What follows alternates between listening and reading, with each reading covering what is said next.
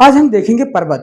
पर्वत के निर्माण के प्रक्रम क्या होता है, जो आपको पता होगा कि आपके कुछ विशेष खास प्रकार के पर्वत होते हैं, जैसे बलित पर्वत, ब्लैक पर्वत, ज्वालामुखी पर्वत, अपशिष्ट पर्वत।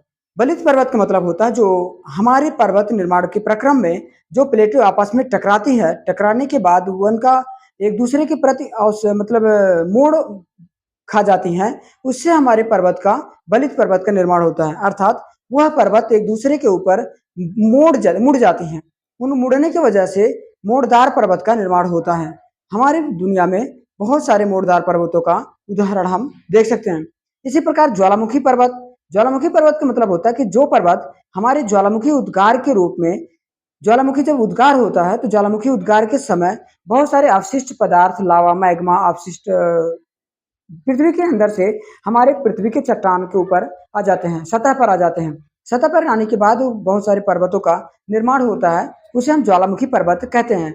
इसी तरीके से अपशिष्ट पर्वत क्या होता है? अपशिष्ट पर्वत का मतलब होता है कि जो पर्वतें बहुत निर्माण के प्रक्रम में बहुत पहले निर्मित हो चुके थे और अब बहुत सारे उसमें से अपशिष्ट मतलब क्षरण हो चुका है, उनका विनाश हो चुका है, उनका हम रहने के लिए अपने आवास के रूप में प्रयोग कर चुके हैं, उसी को हम अवशिष्ट पर्वत कहते हैं।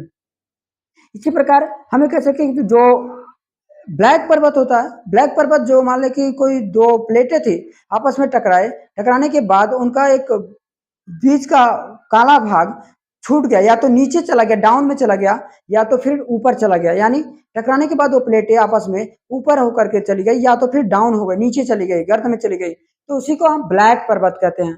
इस प्रकार हमने देखा कि पर्वतों का निर्माण के प्रक्रम में 4 प्रकार के होते हैं। कौन-कौन? एक तो बलित पर्वत, ब्लैक पर्वत, आपका ज्वालामुखी पर्वत, अपशिष्ट पर्वत। ये आप उदाहरण के रूप में आप क्लास वीडियो में देख सकते हैं कि आपका सारा उदाहरण इसके वहां पर बता